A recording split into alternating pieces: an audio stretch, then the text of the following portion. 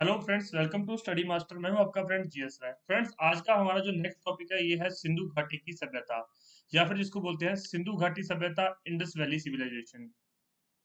ये आपको प्रीलिम्स में भी हेल्प करेगा, उसके साथ साथ मेंस में भी इसमें से क्वेश्चन हर बार बनता है, डायरेक्ट क्वेश्चन बनता है, तो ध्यान रखना इस बात का। और इंटरव्यू में भी इससे क्वेश्चन पूछ लिए जाते हैं, तो आप समझ सकते हो इस टॉपिक की इंपॉर्टेंस। तो हम बिल्कुल अच्छे से क्लियर करेंगे प्रीलिम्स में क्या क्या क्वेश्चन आते हैं, मेंस में कैसे पूछा जाता है, और इंटरव्यू में किस तरह से क्वेश्चन हम टैकल करेंगे। इसको बोलते हैं इंडस वैली सिविलाइजेशन। तो ये सिविलाइजेशन की शुरुआत कब की गई, कैसे इसकी खोज हुई, ये सारी चीजें हम डिस्कस करेंगे। उससे पहले एक छोटा सा इंट्रोडक्शन, ब्रीफ इंट्रोडक्शन, कि जो विश्व की चार सबसे पुरानी सभ्यता है, जिसमें से कि मेसोपोटामिया की सभ्यता, मिस्र की सभ्यता, हांगहो घाटी की सभ्यता या फिर जिसको चीनी सभ्यता बोलते हैं, और एक है सिंधु घाटी सभ्यता। तो विश्व की चार सबसे पुरानी सभ्यताओं में से एक है सिंधु घाटी सभ्यता।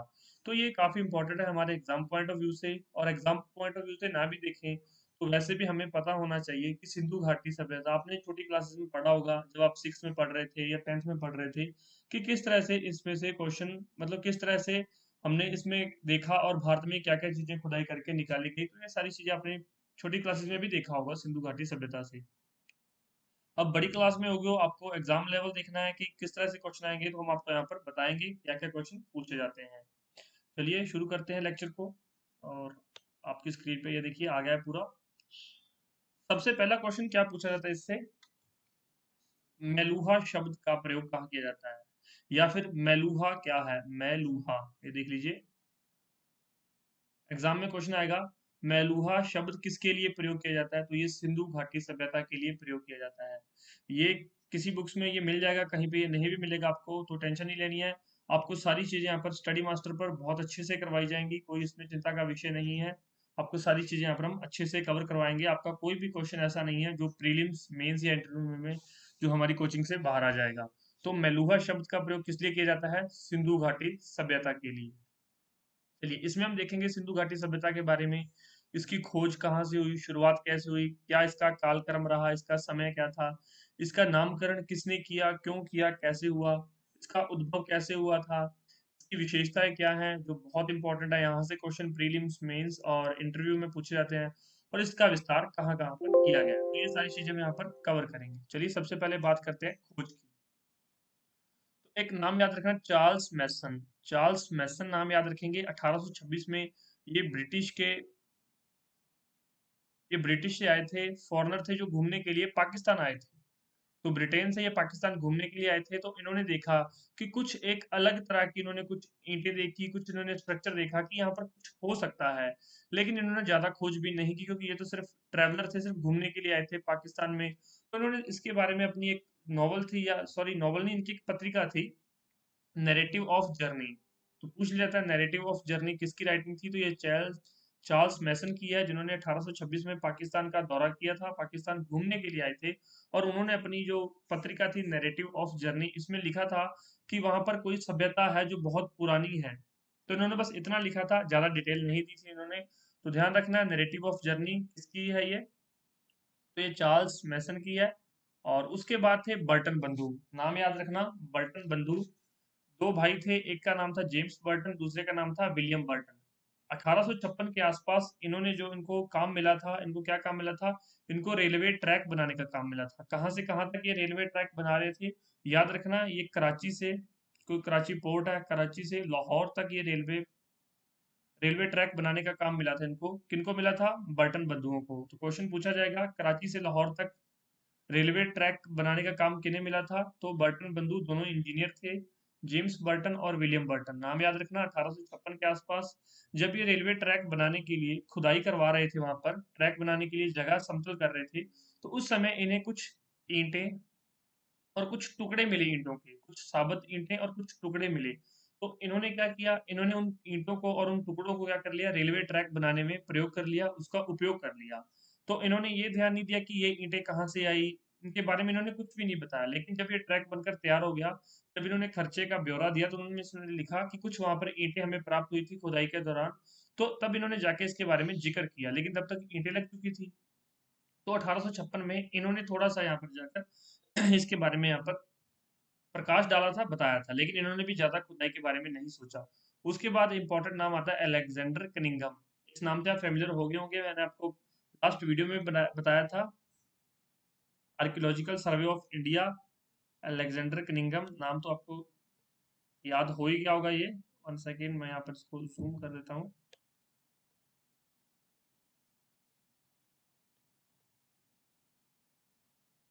एक मिनट में अभी ये सारी स्क्रीन साफ कर देता हूँ ताकि आपको और अच्छे से क्लियर हो।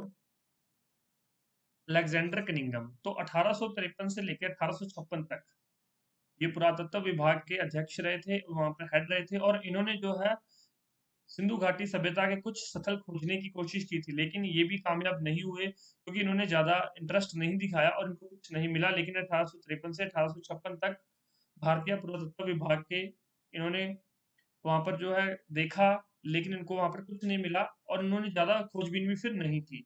और उसके बाद जो मेन नाम रखना, सिंधु घाटी सभ्यता से रिलेटेड इंडस वैली,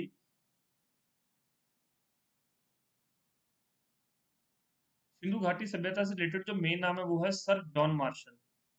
बहुत इंपॉर्टेंट नाम है सर जॉन मार्शल। 1921 में इन्होंने सबसे पहले खुदाई का काम शुरू करवाया। तो पूछा जाएगा कि सिंधु घाटी सभ्यता की खुदाई का काम किसके नेतृत्व में शुरू हुआ, तो सर जॉन मार्शल। नाम याद रखना, सर जॉन मार्शल, 1921। इनके हेल्पर थे दो इंडियंस। तो इंडियंस का क्या नाम है देख लीजिए यहाँ पर। डी आर साहनी, दयाराम साहनी, इन्होंने हड़प्पा की जो खुदाई करवाई थी। और एक थी आर डी बनर्जी, राखलदास बनर्जी, इन्होंने मोहनजोदाड़ो की खुदाई करवाई थी। तो ये दोनों इंडियंस थे जो यहाँ पर इनके साथ लगे थे सर जॉन मार्शल के साथ। तो सर जॉन मार्शल ब्रिटेन से थे, ब्रिटिशर थे। तो दो नाम हम याद रखेंगे, sir John Marshall, D R Sahni और आर डी बनर्जी। और पूरा इसको कालक्रम याद रखिएगा, पूरा इसको कैसे मैंने यहाँ पर आपको बताया है कि सबसे पहले कौन आया था यहाँ पर। सबसे पहले चार्ल्स मैसन, उसके बाद बर्टन बंधु, फिर अलेक्जेंडर कनिंघम। सबसे पहले चार्ल्स मैसन खोज करता हूं मैं, उसके बाद बर्टन बंधु, फिर अलेक्जेंडर कनिंघम, फिर जॉन मार्शल। सबसे इंपॉर्टेंट है जॉन मार्शल। ये एग्जाम में बहुत बार पूछा गया है। 1921 में टाइम पीरियड भी पूछा गया है। D R Sahni, Harappa, R D Banerjee, Mohenjodaro, ये दो स्थल हैं, दो साइट्स हैं जो इंडस वैली सिविलाइजेशन के अंदर फाइंड आउट की गई। और भी बहुत सारी साइट है, नियर अबाउट 1500 साइट्स थी। तो उसके बारे में आगे हम डिस्कस करेंगे। अब दूसरी बात है उसका कालक्रम क्या रहा है। अब आपको ये पता चल गया कि कोई सिंधु घाटी सभ्यता थी, उसके बारे में खोज हुई, तो उसका कालक्रम, तो ये जो जॉन मार्शल ये खुदाई करवा रहे थे, ये नेतृत्व, ये अध्यक्ष थे उस समय पे, तो इनके नेतृत्व में सारा काम चल रहा था। तो इन्होंने जो कालक्रम दिया था, समय दिया था 3250 3250 बीसी से 2750 बीसी तक। तो ये समय याद रखना, 3250 से 2750 बीसी तक। और एक और नाम याद रखना, डीपी अग्रवाल। एक C14 पद्धति होती है।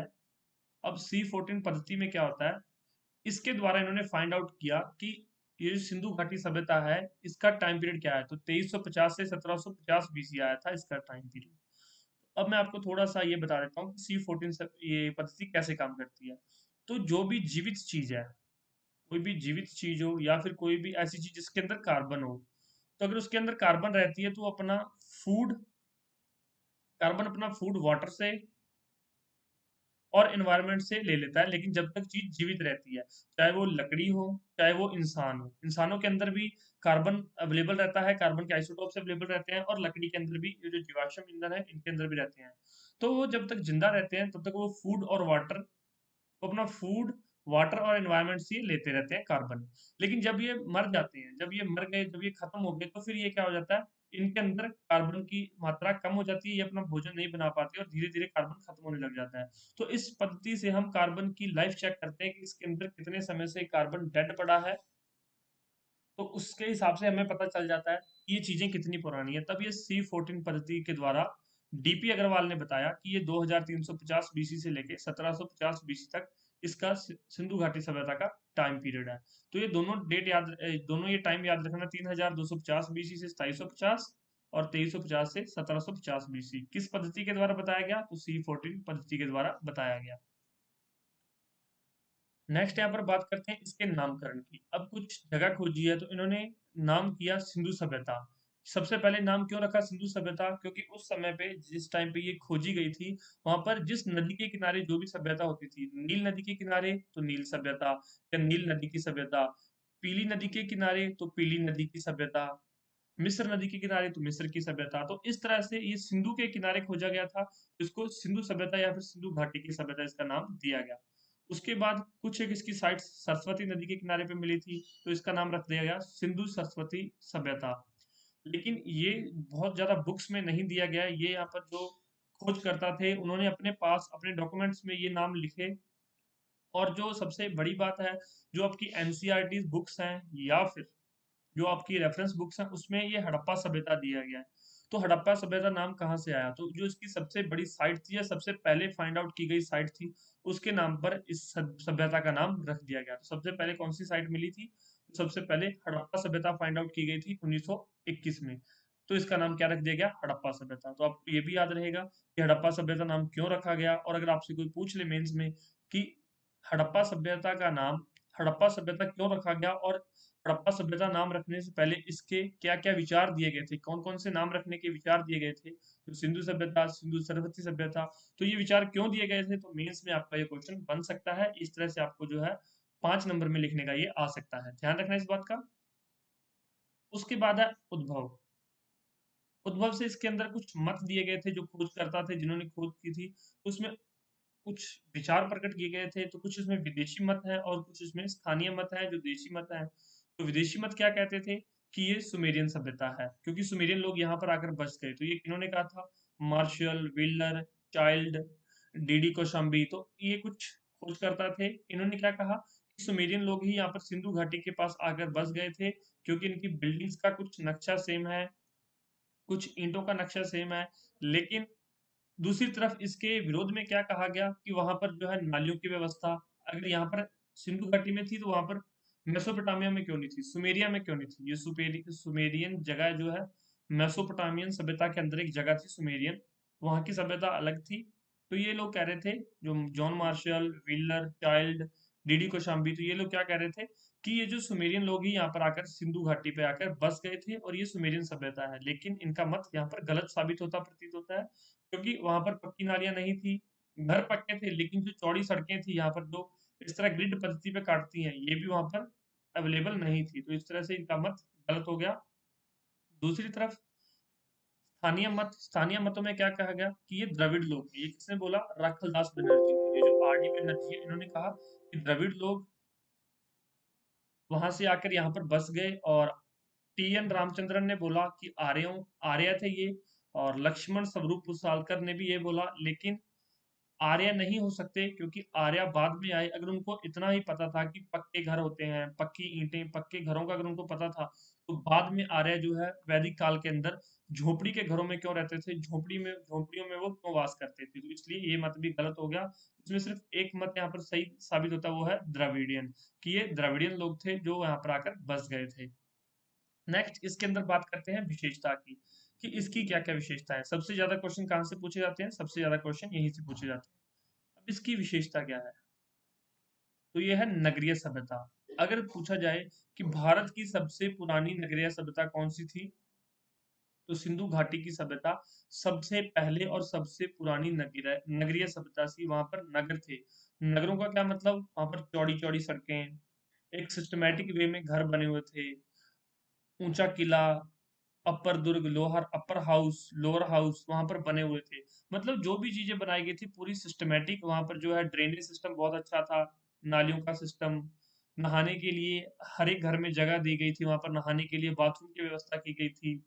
घरों के दरवाजे अंदर की तरफ खुलते थे, ना कि मेन रोड की। जैसे मेन रोड है तो इसके यहाँ पर घर बनाए हुए हैं, तो इनके दरवाजे, मेन रोड के दरवाजे कभी भी यहाँ मेन रोड, ये जो घर का दरवाजा मेन रोड की तरफ ना खुल के अंदर की तरफ खुलता था। जिस तरह से चंडीगढ़ बना हुआ है, बिल्कुल उसी तरह से यहाँ पर कुछ ये बनी हुई चीजें थी।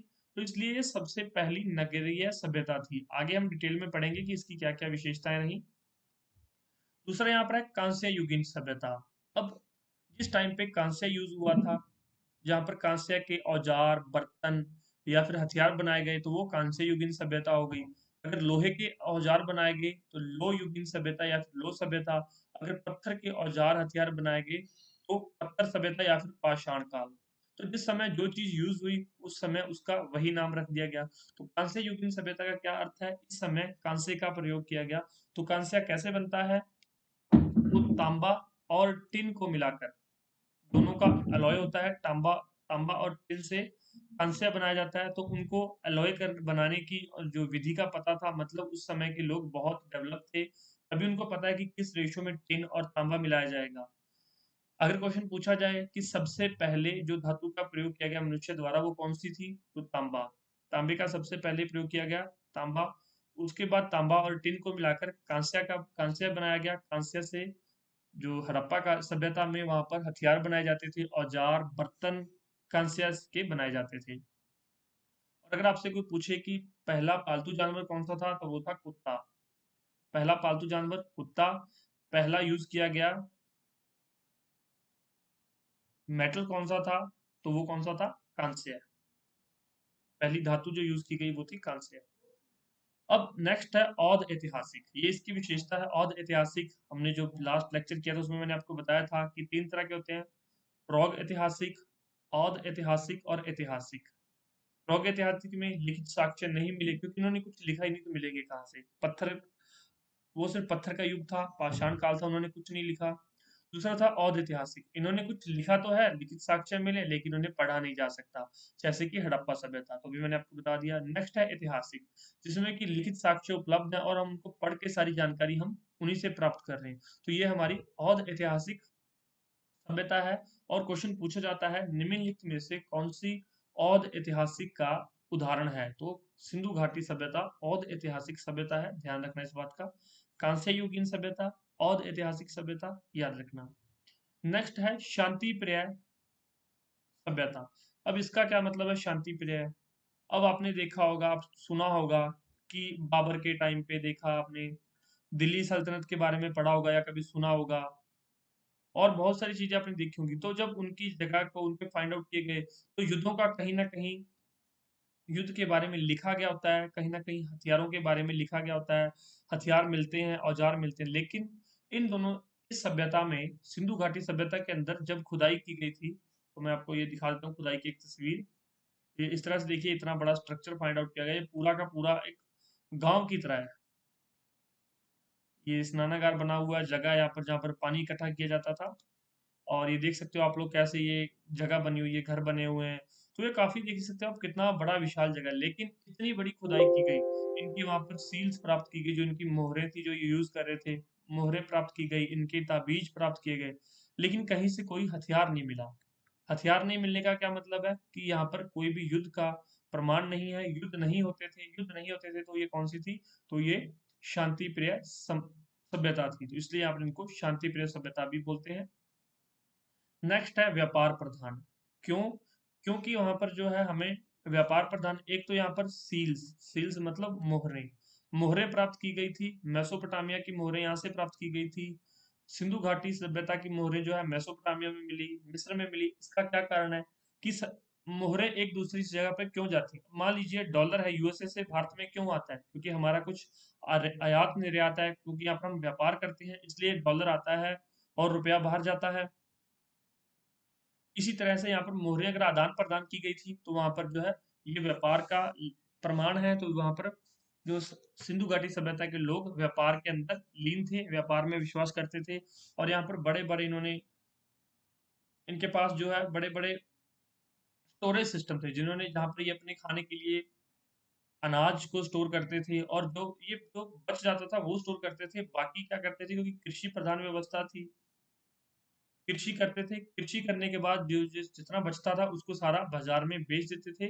तभी ये व्यापार प्रधान सभ्यता थी। दूसरी चीज, विश्व के अंदर मेसोपोटामिया हो गया, मिस्र की सभ्यता या फिर चीनी सभ्यता, ये कृषि प्रधान थी। लेकिन ये जो सिंधु घाटी की सभ्यता थी, ये कृषि के साथ साथ व्यापार प्रधान सभ्यता थी। यहाँ पर कृषि के साक्ष्य जरूर मिले हैं, जो इनका बच जाता था, जो सरप्लस ये बनाते थे। सरप्लस मतलब इनके खाने से ज्यादा चीजें जो डेवलप की जाती थी, प्रोड्यूस की जाती थी, उनको ये बेचते थे, बाकी अपना भरण पोषण कर लेते थे।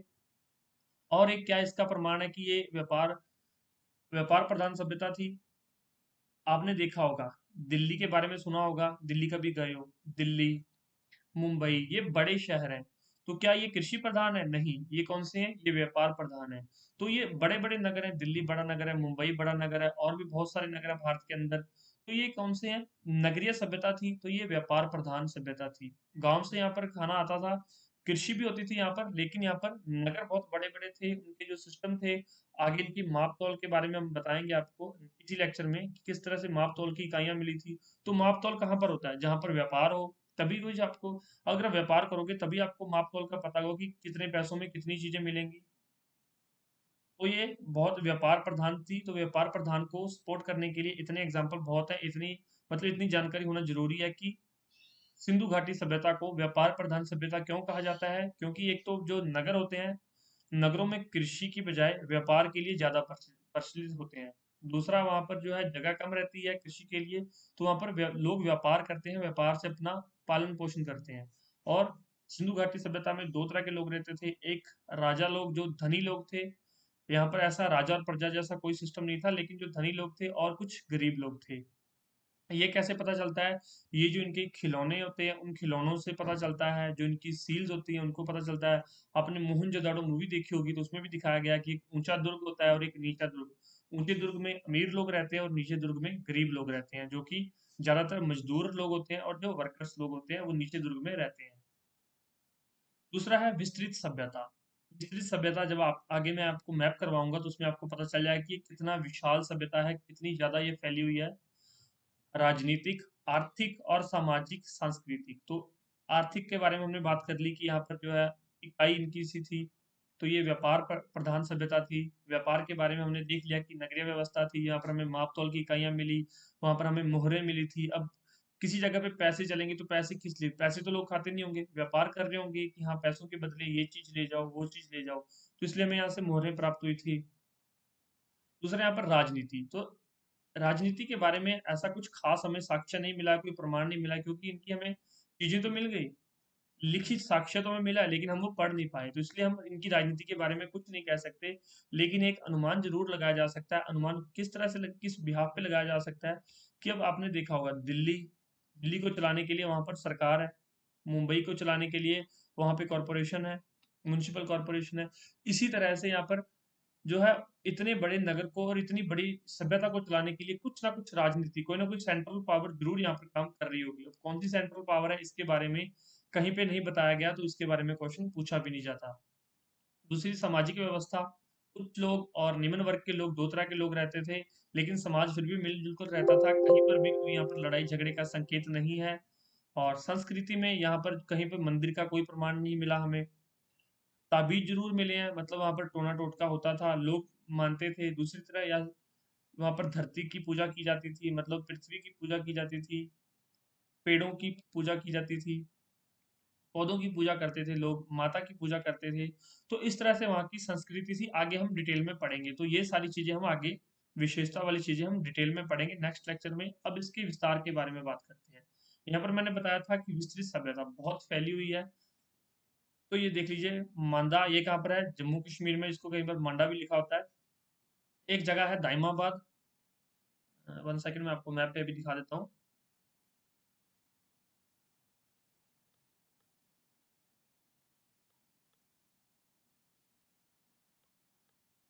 तो ये देखिए यहाँ पर मांडा जम्मू कश्मीर में है, जगह का नाम याद रखिए। दाइमाबाद महाराष्ट्र में है। आलमगीरपुर यूपी में है। सुतका गेंदौर ये बलूचिस्तान पाकिस्तान में है। और इसका जो एरिया वो 13 लाख स्क्वायर किलोमीटर। ध्यान रखना, 13 लाख स्क्वायर किलोमीटर, मतलब मेसोपोटामिया की सभ्यता और मिस्र की सभ्यता, दोनों की सभ्यता को मिलाकर फिर भी इससे 12 गुना, 12 गुना बड़ी थी ये सभ्यता। तो फिर इस तरह से ये जो विस्तृत सभ्यता तो अपने आप हो गई कि मेसोपोटामिया और मिस्र की सभ्यता को मिला के फिर भी उससे 12 गुना बड़ी थी, 13 लाख स्क्वायर किलोमीटर के अंदर। इसकी कुछ 1500 साइट्स आज तक मिल चुकी हैं, जिसमें से कि 900 भारत में है, 900 के आसपास लगभग, 400 से 500 पाकिस्तान में, और अफगानिस्तान में दो ही है। तो हमें कौन सी पढ़नी है? हमें इंडिया की साइट्स पढ़नी है, लेकिन 900 साइट्स बहुत ज्यादा होगी, तो हमें ये सारी नहीं याद करनी, हमें कुछ इंपॉर्टेंट साइट्स याद करनी है, वो हम डिस्कस करेंगे लेटर ऑन। चलिए, मैं आपको एक बार दिखा देता हूँ मैप के ऊपर। ये कौन है? ये सर अलेक्जेंडर कनिंगम है। तो मैंने आपको बताया था भारतीय पुरातत्व सर्वेक्षण के जो, इन्होंने उसकी स्थापना की थी 1861 में। तो देख लीजिए, अलेक्जेंडर कनिंगम, थोड़ा सा देख सकते, काफी फैटी मैन है ये। तो मतलब काफी पावरफुल यहाँ पर फोटो में दिखा रखा है, क्योंकि ये ब्रिटिश पीपल था, इसकी इतनी बड़ी बड़ी इमेजेस मिल रही हैं। और ये है आर डी बनर्जी। तो ये भारतीय थे जिन्होंने साथ में खुदाई करवाई थी। ये यहाँ पर हमें पैमाने मिले हैं, माप के पैमाने। तो वहां पर जो है 16 की इकाई चलती थी। 16 की इकाई का क्या मतलब, आपने देखा होगा, अगर आपने किसी बुजुर्ग से या अपने दादा परदादा से सुना हो कि 1 रुपए के अंदर कितने आने होते थे, तो 16 आना होता था। 1 रुपए में 16 आने हुआ करते थे। तो ये 16 की इकाई भारत में आज तक प्रचलित थी। अब तो चाहे आगे पैसे आ गए हैं, 25 पैसे, 10 पैसे, 100 पैसे, अब तो ये सिस्टम आ गया है, लेकिन पहले यहाँ पर 16 आना हुआ करता था। तो ये 16 की इकाई देख सकते हो आप लोग कि सिंधु घाटी से लेकर अब तक प्रेजेंट भारत में 16 की इकाई रही है। तो यहाँ पर माप तौल की जो इकाइयां थी, तो माप तौल की इकाई सेम थी। दूसरा यहाँ पर जो है ये बट्टे बनाए गए हैं, ये कुछ वेट है, तो ये मेजर करने के लिए, जब मेजर करने के लिए, तो मेजर क्यों करेगा कोई, जब कोई व्यापार करेगा, व्यापार करने के लिए यहाँ पर जो मेजरमेंट के लिए जो इकाइयां बनाई गई थी, तो इनकी इकाइयां 16, 32, 64, 128, तो इस हिसाब से इनकी इकाइयां हुआ करती थी। मतलब 16 के अनुपात में 16 की रेशियो में। तो ये क्वेश्चन पूछा गया एग्जाम में कि सिंधु घाटी सभ्यता के जो लोग हैं वो किस इकाई का प्रयोग करते थे, तो वो 16 की इकाई का, 1:16 इकाई का प्रयोग करते थे। नेक्स्ट यहाँ पर देख लीजिए, ये जो कुछ उसकी ये सील्स मिली हैं, जहाँ पर जो हाथी छपा हुआ है, ये देख सकते हो वो कितने मतलब प्रतिभावान लोग थे। छोटी सी सील पे, ये तो मैंने आपको बड़ी पिक्चर दिखा दी है, जैसे आपका आज आपका रुपया होता है, 1 रुपीज होता है, या फिर जैसे 5 रुपए का सिक्का होता है, उस तरह के सिक्के थे, लेकिन वहां पर चौर सिक्के, स्क्वायर टाइप के सिक्के या फिर आयताकार सिक्के चलते थे। तो वहां पर गोल सिक्के नहीं थे, याद रखना, आयताकार या फिर रेक्टेंगुलर या फिर स्क्वायर टाइप के सिक्के हुआ करते थे। तो ये हाथी छपा हुआ है, तो जानवरों की पूजा करते थे। ये एक सींग वाला, जिसको कि एक सींग वाला गैंडा है ये, और ये कुबड़ वाला बैल भी वहां पर काफी मशहूर था, आगे हम डिस्कस करेंगे। और ये कांस्य की मूर्ति है, ब्रॉन्ज मेटल की बनी हुई। इन्होंने देख लीजिए यहाँ पर सिर्फ और सिर्फ गले में हार पहना है, बाकी पूरी मूर्ति नगन है। तो ये पूछा जाता है कि नगन मूर्ति जो कहाँ से मिली थी, तो ये सिंधु घाटी सभ्यता से मिली थी। ये किस चीज की बनी हुई है, तो ये ब्रॉन्ज की बनी हुई है। ये कुछ इसके इंपॉर्टेंट पॉइंट थे। अब हम बात करते हैं इंडिया के अंदर। मैंने आपको बताया था कि sites of Indus valley civilisation map पे दिखाऊंगा मैं। तो ये लोथल, नागेश्वर, धोलावीरा, चान्हुदारो, मोहनजोदारो, कोटदीजी, हड़प्पा, राखीगढ़ी, बनावली और ये कालीबंगा। तो ये आपने देख लिया, नाम आपने सुन लिए, लेकिन अभी आपको याद नहीं होंगे, मुझे पता है। कोई प्रॉब्लम नहीं, अभी याद नहीं हुए तो मैं अभी आपको याद करवा भी नहीं रहा। जब मैं आपको याद करने के लिए बोलूंगा, उस समय हमें ये याद करने हैं। उस समय अगर याद ना हो तो प्रॉब्लम है, अभी याद नहीं हो रहे तो कोई प्रॉब्लम नहीं है। अभी आप देख लीजिए यहाँ पर, मैं आपको दिखाना क्या चाह रहा हूँ इसमें।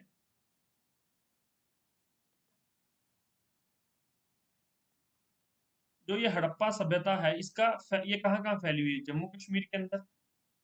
अभी हालांकि यहाँ पर ये यूटी बन चुके हैं।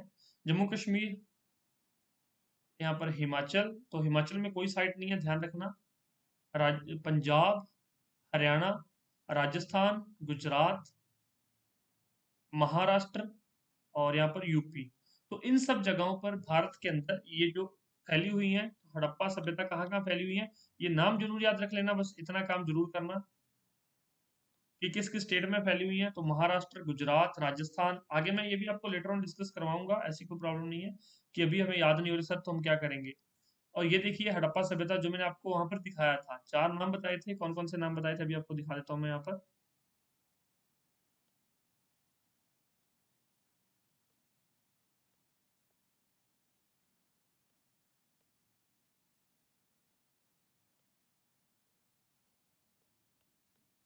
सबसे पहले मैंने आपको दिखाया था मांडा।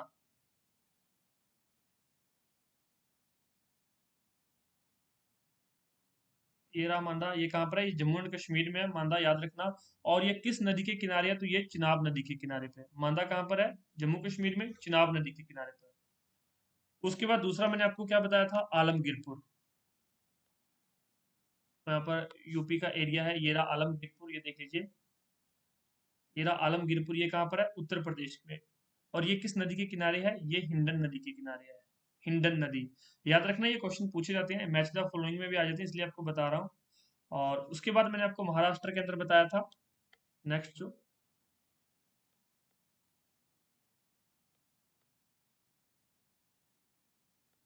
दायमाबाद, ये रहा दायमाबाद महाराष्ट्र में। ये गोदावरी की सहायक नदी पर स्थित है, गोदावरी की सहायक नदी पर। तो ये दायमाबाद, ये देख लीजिए, गोदावरी नदी जा रही है, ये इसकी सहायक नदी पर स्थित है, दायमाबाद।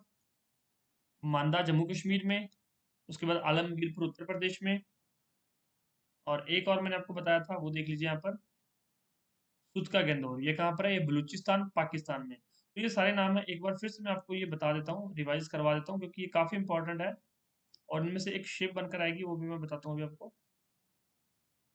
ये देखिए,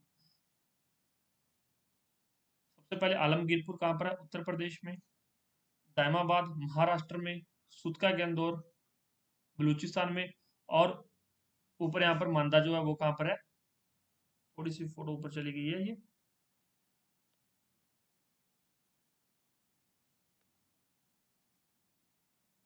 ये मांदा है जम्मू कश्मीर में। अब मेरा इसको दिखाने का क्या मकसद है, इसमें मैं आपको क्या बताना चाह रहा हूँ वो आप यहाँ पर थोड़ा समझिए चीज़ों को। एक बार मैं फिर से आपको ये सारी चीज़ें दिखा देता हूँ। अब देखिए, ये रहा मांदा जम्मू कश्मीर में, मैं इसको थोड़ा स्केल कर रहा हूँ, ये रेड मैंने कर दिया। ये रहा सुदका गेंदौर, ये रहा दायमाबाद, और यहाँ पे ये आलमगीरपुर। तो अब इसको मिलाने की कोशिश करो, तो ये सीधी अगर ऐसे हम एरोस खींचेंगे तो ये कुछ रेक्टेंगुलर फॉर्म में बन रहा है, तो ऐसा कुछ ये रेक्टेंगल सा, सॉरी, ट्रायंगुलर फॉर्म में बन रहा है। तो क्वेश्चन पूछा जाता है कि हड़प्पा सभ्यता की जो मैप्स ये किस फॉर्म में बने हुए हैं, तो ये ट्रायंगुलर फॉर्म में है, ध्यान रखना। कहीं पे ट्रायंगुलर, कहीं पे रेक्टेंगुलर, थोड़ा सा ये एक रेक्टेंगल बन रहा है, ये रेक्टेंगल नहीं बन रहा, चतुर्भुज बन रहा है, ये पॉलीगन बन रहा है, ध्यान रखना इस बात का। और इसके अंदर ये जो एरिया है ये कितना है, ये 12,99,000 कुछ स्क्वायर किलोमीटर, जिसको कि 13 लाख स्क्वायर किलोमीटर बोलते हैं। तो इसलिए इसको बहुत ज्यादा विस्तृत सभ्यता बोलते हैं, इस कारण ये विस्तृत सभ्यता है। तो आपको ये डाउट क्लियर हो गया, इसका नाम विस्तृत सभ्यता क्यों है। अब यहाँ पर जो है फर्स्ट पेज पे मैंने एक चीज लिखी थी, वो देख लीजिए कि इसका जो एरिया है ये हमने लिख लिया यहाँ पर जो है बलूचिस्तान है, सुदका गेंदौर, यहाँ पर आलमगीरपुर है, यहाँ पर मांदा जम्मू कश्मीर में, और यहाँ पर जो है दायमाबाद है महाराष्ट्र में। तो ये जो इसका एरिया है, ये जो इसकी लेंथ है 1400 किलोमीटर है, और ये जो लेंथ है ये 1600 किलोमीटर है। तो लंबाई और चौड़ाई देख लीजिए, 1600 इंटू 1400, तो ये ध्यान रखना है इस बात का, 1600 और 1400, ये क्वेश्चन भी पूछे गए हैं। मैं आपको वीडियो के अंदर ये क्वेश्चन भी करवाऊंगा कि किस तरह से क्वेश्चन पूछे जाते हैं और कैसे क्वेश्चन पूछे गए एग्जाम में। और ये देख लीजिए, इंडस वैली सिविलाइजेशन का एक मेच्योर फेस है, इसमें कौन कौन सी साइट्स हैं, बहुत अच्छे से मैं आपको दिखा देता हूँ एक बार, ताकि आपके माइंड में कोई कंफ्यूजन ना रह जाए। ये रहा सुदका गेंदौर बलूचिस्तान में, ये धोलावीरा लोथल गुजरात के अंदर है, ये मोहनजोदारो कोट दीजी हड़प्पा पंजाब में है, ये पाकिस्तान पंजाब में, रोपर हिंदुस्तानी पंजाब में, मांडा जम्मू कश्मीर में। तो ये क्वेश्चन पूछे जाते हैं, आगे हम वीडियो में लेटर ऑन डिस्कस करेंगे। तो ये हमारा एक जो है आपको इंट्रोडक्शन था, सिर्फ और सिर्फ इंट्रोडक्टरी लेक्चर था। आपको इंट्रोडक्शन मिल गया होगा कि किस तरह से हमें ये पढ़नी है चीजें। थोड़ा सा आप इसको 2 या 3 बार देखिए, इस वीडियो को थोड़ा सा ध्यान से देखिए, वीडियो को समझिए चीजों को, तो आपको चीजें समझ में आ जाएंगी। नेक्स्ट हम जिस तरह से हमने फर्स्ट लेक्चर किया था, फिर आपको फोर्थ लेक्चर में सारी चीज रिटन फॉर्म में मिल गई थी, वैसे भी आप उसको इंडस वैली सिविलाइजेशन के बारे में नेक्स्ट लेक्चर के अंदर आपको सारी चीजें रिटन फॉर्म में मिल जाएंगी। लेकिन ये आपको जो है बेसिक तो यहीं से क्लियर होंगे, बेसिक से आपकी एक समझ डेवलप होती है, समझ को डेवलप करने के बाद ही वहां पर आपका जो है जब आपके अंदर समझ डेवलप हो जाएगी तो चीजें आपको समझ आएंगी, और जब समझ आएंगी चीजें तो फिर आपको आसानी से याद होने लग जाएंगी। तो कोई भी डाउट रह गया हो तो कमेंट सेक्शन आपके लिए ओपन है, या फिर आप हमें डायरेक्ट मैसेज करके भी अपने जो है अपने डाउट क्लियर कर सकते हो, 9896160956। तो ये सिर्फ और सिर्फ पेड क्लासेस के लिए ओपन है, जो पेड क्लासेस में है सिर्फ वही इस नंबर पे मैसेज करके अपने डाउट्स क्लियर कर सकते हो। चलिए, thank you so much, take care, bye bye.